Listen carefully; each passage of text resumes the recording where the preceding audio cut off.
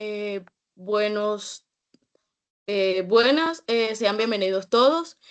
Somos estudiantes de la Facultad de Ingeniería de la Universidad de Pamplona. Mi grupo está conformado por José Ballestero, Andrea Gutiérrez, Caterina Lice y quien le habla, Melquis Navarro. El siguiente video presentaremos un informe experimental de centro de presión hidrostáticas en compuertas curvas y planas utilizando el equipo H11 centro de presión. Nuestro contenido tiene introducción, materiales y métodos, experimentación, discusión de resultados, conclusiones y referencias. Como primer punto, introducción. El equipo utilizado H11 consiste en un tanque semicircular diseñado para estudiar cómo actúa la presión del agua sobre la superficie plana. Este equipo también permite variar la altura del agua y la inclinación de la superficie a 0 y a 30 grados. Se aplica un sistema de peso para equilibrar el momento generado por la presión del agua. El objetivo principal de este experimento es comprender el comportamiento de las fuerzas hidrostáticas ejercidas por un fluido sobre superficies planas, tanto verticales como inclinadas, y analizar el momento generado por esta presión en condiciones de sumersión parcial y total. Este experimento tiene gran aplicación en la ingeniería, especialmente en el diseño de análisis de estructuras como prensas, compuertas, canales y tanques de almacenamiento. A continuación, mostraremos el procedimiento experimental, los datos y los análisis de resultados obtenidos. En materiales y reactivos utilizamos el aparato de centro de presión que lo encontramos en el laboratorio de química. Utilizamos un vaso precipitado, 150, el colgador de pesos de 10 gramos cada uno y las bolas de metal que funcionan como el contrapeso, y en reactivos utilizamos el agua.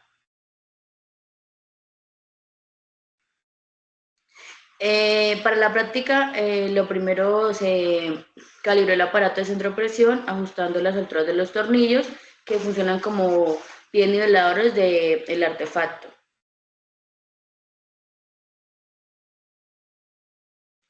En la parte de experimentación, el primer procedimiento que realizamos fue con puerta plana a 0 grados. Lo primero que se hizo, se niveló el sistema para eliminar el efecto del peso propio de la compuerta. Seguidamente se añadió peso en intervalos de 20 gramos cada uno y se compensa cada carga con agua hasta recuperar el equilibrio. Esto se realizó 12 veces para así poder tomar las alturas.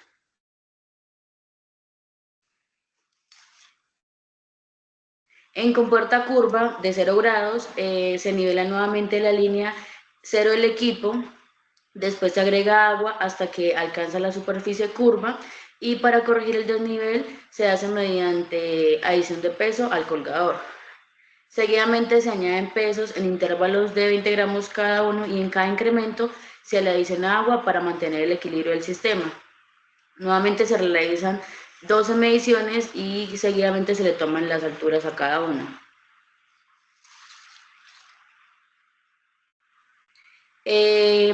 Continuamos con la compuerta plana a 30 grados, que se toma como referencia la línea inclinada a 30 grados. El sistema se ajusta agregándole bolas de metal de diferentes tamaños para poder lograr la correcta alineación del sistema. Se inicia con una carga de 20 gramos cada una y se añade agua para nivelarlo. Se repite aumentando en intervalos de 20 gramos cada una y se le adiciona agua y seguidamente se le toman las alturas correspondientes. Finalizando con el procedimiento, realizamos lo de la compuerta curva a 30 grados. Primero se nivela el sistema utilizando las bolas de metal de diferentes tamaños para equilibrarlo y se le agrega agua hasta hacer contacto con la parte curva de la superficie, y se añaden pesos para nivelar la línea 0 y se finaliza agregando peso y agua y se toman las respectivas alturas 12 veces. Bueno, ahora vamos a hablar sobre los resultados y análisis de las compuertas planas y curvas. Las compuertas planas con un ángulo de inclinación de 0 grados, si nosotros miramos la gráfica, podemos determinar que los dos primeros puntos, tanto reales como teóricos, no coinciden. Esto es debido a la fricción estática del eje.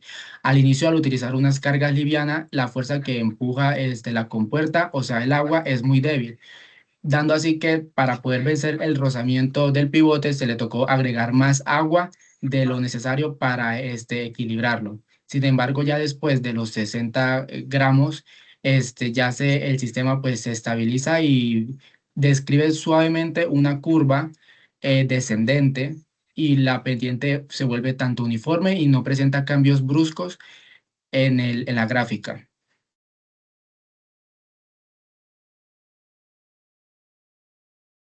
En la tabla de compuertas planas, los valores experimentales son cercanos a los teóricos, pero hay pequeñas discrepancias reflejadas en el porcentaje de error.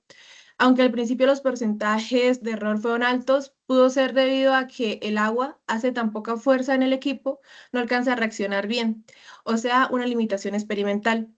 Pero en general los errores bajos, pero en general hay errores bajos, lo que sugiere que el modelo teórico utilizado es confiable, aunque hay algunas desviaciones menores que podrían explicarse por factores no considerados como fricción o deformación de materiales.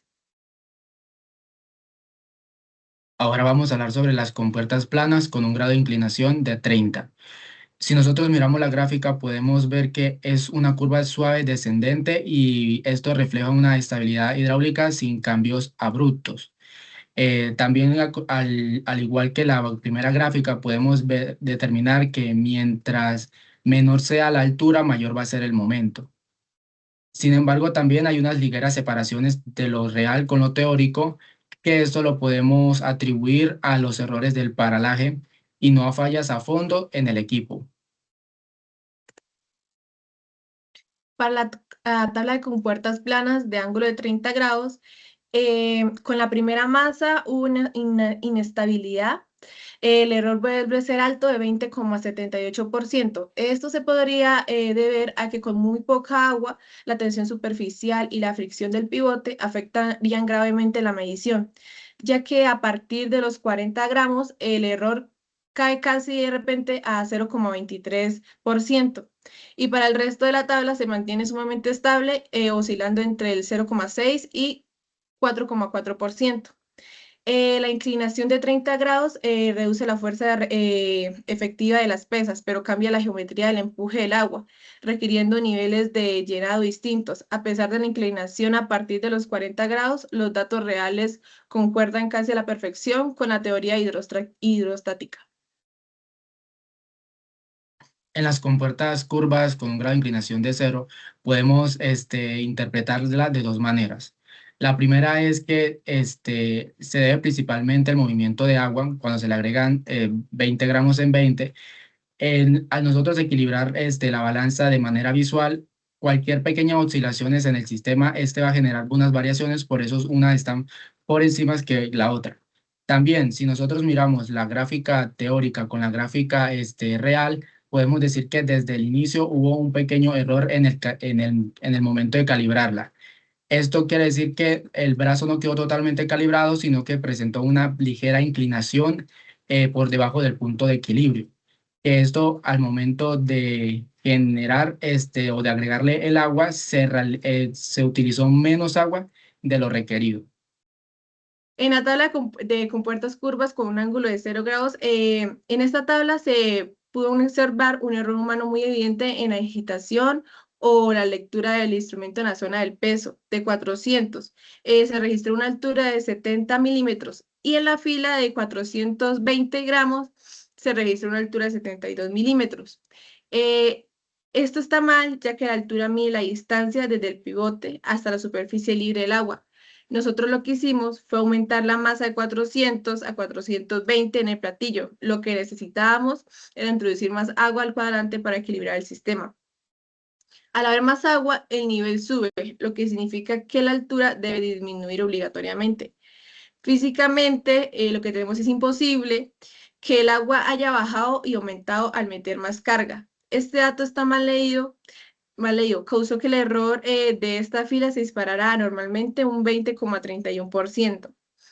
También estos errores se deben a los pesos tan altos o a los pesos. Ahora vamos a hablar sobre compuertas curvas con un grado de inclinación de 30. En esta pasa casi similar a las compuertas curvas de 0 grados. La gráfica se evidencia unas pequeñas subidas y bajadas debido a que en la lectura, ¿cierto? Como se hacía de manera visual y en tiempo real, estas pequeñas variaciones mínimas hicieron que algunos puntos quedaran por encima que el otro. Sin embargo, podemos decir que al inicio sí se tuvo una buena calibración. Sin embargo, al momento de agregarle peso o masa, la fuerza normal sobre el eje ya se eleva insensiblemente. Esto ocurre ya que la resistencia del límite que impide el movimiento inicial actúa como un freno mecánico, o sea, una fricción, permitiendo así o obligando a agregar o adicionar más agua de lo requerido para equilibrar el sistema. En la tabla de compuertas curvas con un ángulo de 30 grados, observamos que los datos muestran un comportamiento monótono y físicamente coherente en el rango de cargas. A medida que la masa aumenta de 320 a 560 gramos, la altura disminuye de manera progresiva y lógica, lo cual es correcto. Para compensar un mayor torque en el plato, se requiere que el centro de presión hidrostática aumente su brazo, reduciendo la distancia desde el pivote. Los resultados de estas tablas son experimentalmente sólidos. El hecho de que la relación entre el momento teórico y el momento real se mantenga constante y dentro de un margen de error menor al 10% confirma que el procedimiento y la toma de datos y la aplicación es correcta. Y por el coseno de 30 fueron ejecutados para este ángulo en particular. El experimento demuestra una alta concordancia entre la teoría aplicada y la realidad física medida en el equipo.